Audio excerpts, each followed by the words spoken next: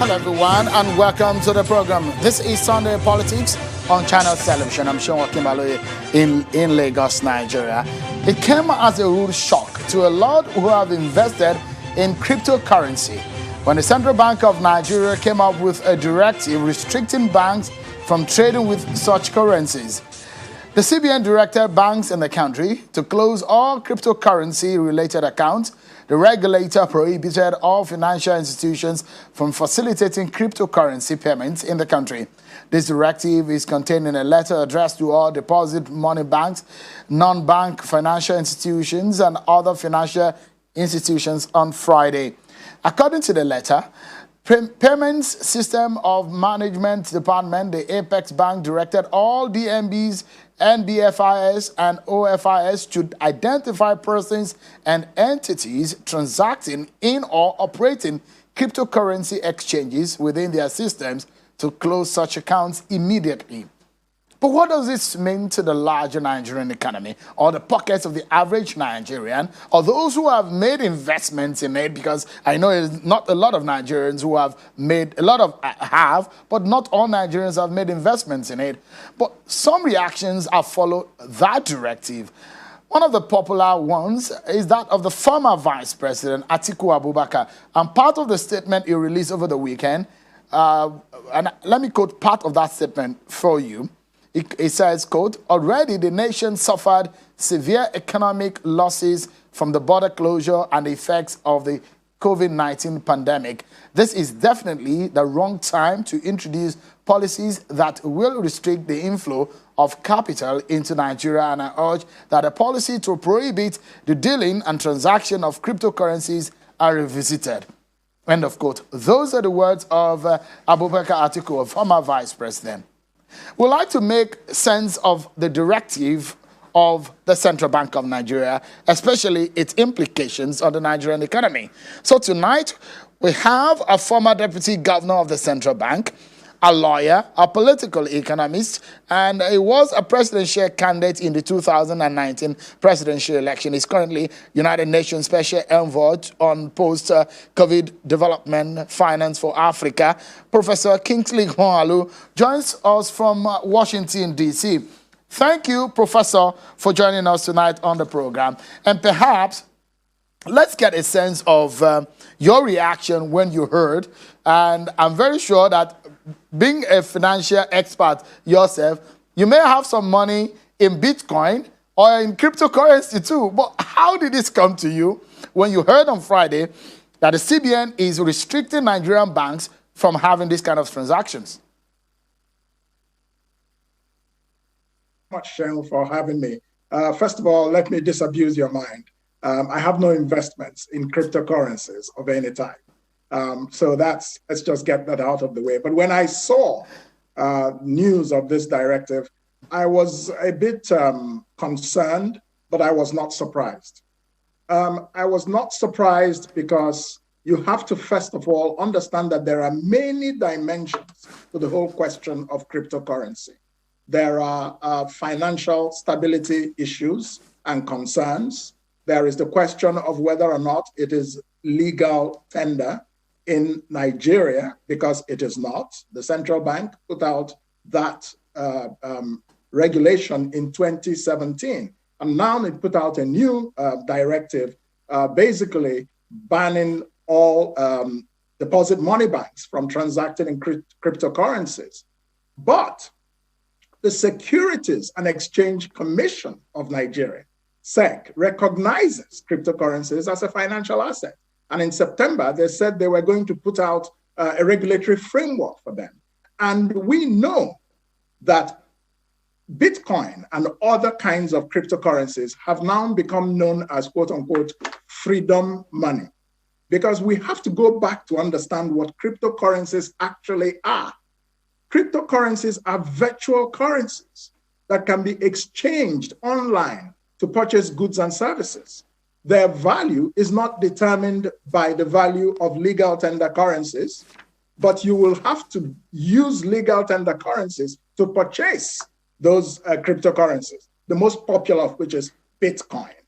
You need to also understand that cryptocurrencies, they don't have an underlying value.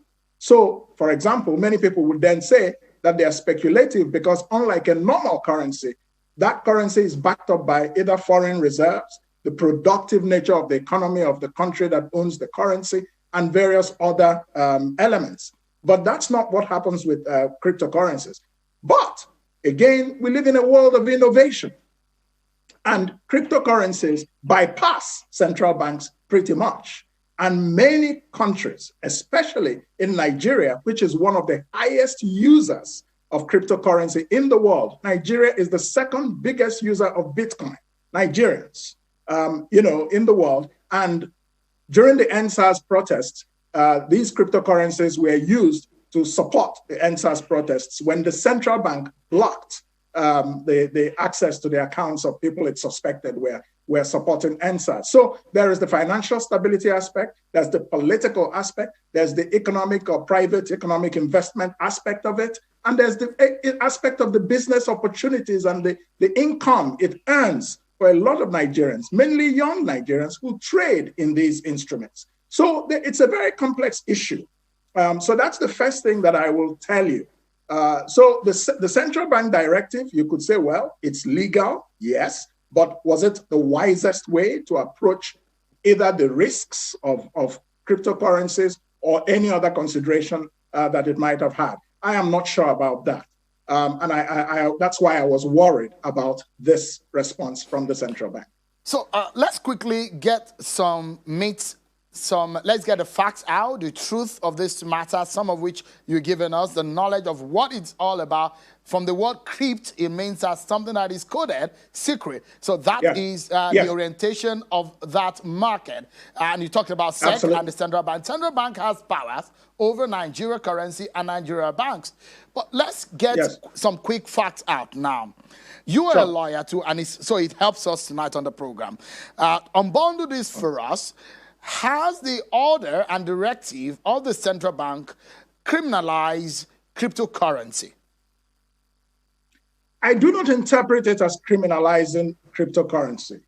I interpret it as a directive to financial institutions under the control or under the supervisory remit of the central bank not to deal with these cryptocurrencies. Now, there are other ways, and the directive is targeted at exchanges of cryptocurrency because there are exchanges where these cryptocurrencies are exchanged. So this is what the central bank directive mainly targeted. I do not think it criminalizes individuals transacting in exchange based on cryptocurrencies in any other way, although, of course, it becomes more difficult for individuals to transact in cryptocurrencies if the exchanges where they can get them are sort of made suspect by the central bank and certainly illegal from the central bank's point of view. So it's a bit of a gray area. I don't think it criminalizes cryptocurrencies per se, but the central bank has said it's not legal tender, but they don't have to tell you and me what we can exchange for value. If I want to give you my shirt and you give me your shoe, the central bank has no business with it. You see what I'm saying? So therefore, that's what I would say to that. It makes it difficult, but it does not per se criminalize cryptocurrencies. Okay, so it's good that we get clarity on that because anybody who trade in cryptocurrency within that sphere, if it's criminalized, then the person is no less than the Yahoo, because then the person becomes a criminal because it then falls on the issue of fraud because it's not legal in the country. Nigeria is not the only country where you have it illegal, as not a legal tender. The United States allows it. Canada, in one way or the other, legalized and did not. In some parts of Central Europe, there are some countries that do not allow it as a legal tender. Yes. But let's look at it from your background, Prof. I mean, you had worked in the central bank, and perhaps it might be on the surface to look at whether good or bad this decision or directive is. But give us a sense of it. If you were in the central bank, would you have told this line, is this the best way to have handled this matter? My answer, to be very straightforward, is no. Let me give you a little bit of a background. I was deputy governor in charge of financial system stability That is to say, I was the head of the directorate of the central bank that controls the financial system. So I was the banking regulator. If I was in the central bank today in that role, it is one of the departments under me that would have issued this directive that we saw, which came from the Banking Supervision Department. In that position, I had responsibility for the management of a banking sector that was worth 17 trillion naira at that time. Yeah, included 24 commercial banks, about 900 microfinance banks, 100 finance houses, 5 development banks, and 3,000 bureau de change. So the financial system in Nigeria, over which I superintended as deputy governor when I was there, is very significant. And so I would have been aware or conscious of the risks of cryptocurrencies. But my response as somebody who is versed in risk management will be, one, there is a reality in the world today that a lot of the world is going digital. There's a lot of innovation in the world, and cryptocurrencies are part of it. So my attitude would be, how can we best manage the risks of cryptocurrencies to ensure that they do not affect the stability of the financial system? That's what I would have done. But I would not recommend, kind of banning it outright in exchanges, because also $500 million worth of Bitcoin has been traded in Nigeria within the last 5 years. Nigeria is one of the top 10 countries in the use of cryptocurrencies in the world today. In fact, it comes in at number 8 after countries like Ukraine, Russia, South Africa, Kenya, and so on. So it's becoming a real factor in our financial system or investment ecosystem. And this is livelihoods from Nigerians. So when you take actions that look as if you are taking away opportunities from Nigerians, especially in a depressed economy.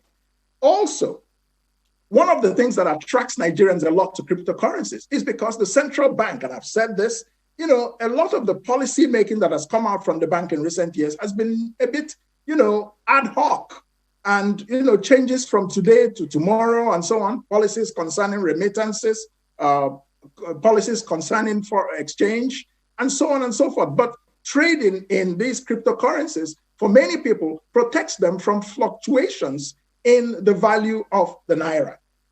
Because every fiat money, every currency in the world, over time depreciates in value because of inflation. And this is one of the reasons a lot of people go for cryptocurrencies. They're risky, but they don't have the problem of depreciation because of inflation. In fact, between 2018 and today, in 2018, the value of one Bitcoin was about $3,000. Today, about 2.5 years later, it's $38,000 for one BTC, one Bitcoin. So this gives you a sense of what's going on. Now, does that mean that this is sustainable? No. One of the things that caused the financial crisis in 2008, in which we, again, in the central bank had to really, do some heavy lifting to save Nigeria from a crash of its financial system, was that there was a lot of trading in new financial instruments, which were very speculative. And after some time, the bubble burst. So this is why I told you that if I was still a central bank governor today, yes, I would be concerned about cryptocurrencies, but I would balance that concern with the reality, how pervasive they have become as part of economic transactions, and see best how we can manage the risks without depriving people Prof, of the livelihoods. Yeah, apologies to cut into but if that risk, for example, is that of national security, would you have still held that same stance? I do not support suppression of people who are peaceful demonstrators. They have human rights. So what do you call national security? Do you think national security means that Nigerians do not have rights to protest peacefully? So long as their protests are peaceful, that is guaranteed under the Constitution. So I would not, if I was a central banker, support blocking people's accounts because they were involved in peaceful protests that were legal under the Constitution. If you call that, counter-terrorism financing and all that, I would like to see the central bank investigate and show us people who are sponsoring Boko Haram financially, and let us have them put on trial. That's the real threat to Nigeria, not peaceful protesters, young people from NSAS. So this is my own perspective on it. All right. So let's look at it again. Some experts, because again, you talked about the risk in cryptocurrency.